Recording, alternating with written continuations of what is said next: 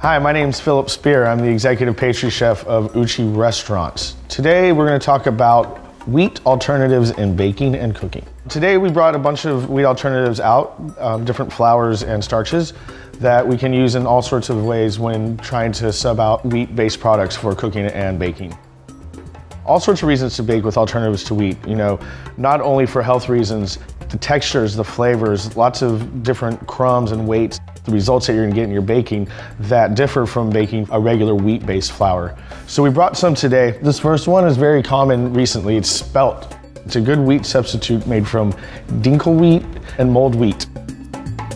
Some other alternatives here in front of me, we have the white rice flour, actually interchangeable with brown rice flour.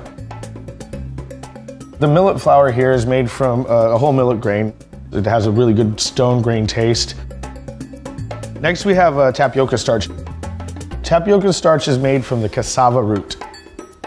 Next we have cornmeal. It can be used in anything from flour mixtures to make actual yeast breads to making corn muffins or cornbread. Next we have potato flour.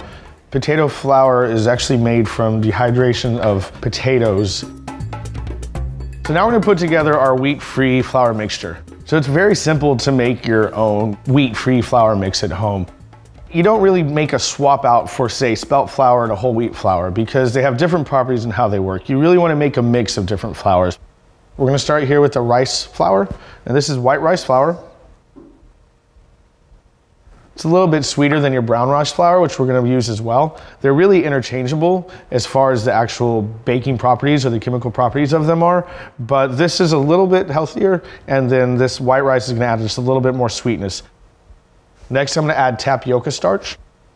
Tapioca starch is going to make for a better crumb in the end result. And when I say crumb, when I'm talking about a cake, I'm talking about just the texture of the layers of the air pockets in the cake. And this is gonna create a finer crumb in the cake. And then we're gonna use xanthan gum to sort of replace the gluten. It uses a binding agent which helps the structure of your baked good. Next, we're gonna use milk powder. And this adds a little bit of protein to your mix. And finally, we're gonna use a little bit of cornstarch here. And what the cornstarch is gonna do is help absorb a little bit of moisture and keep that moisture into your baked good. So this is the wheat alternative flour mix. I've made a pretty large batch here. You can actually store this in the freezer and use it for other things. This is more of an all-purpose that is easily switched out for everyday cake or cookie recipes.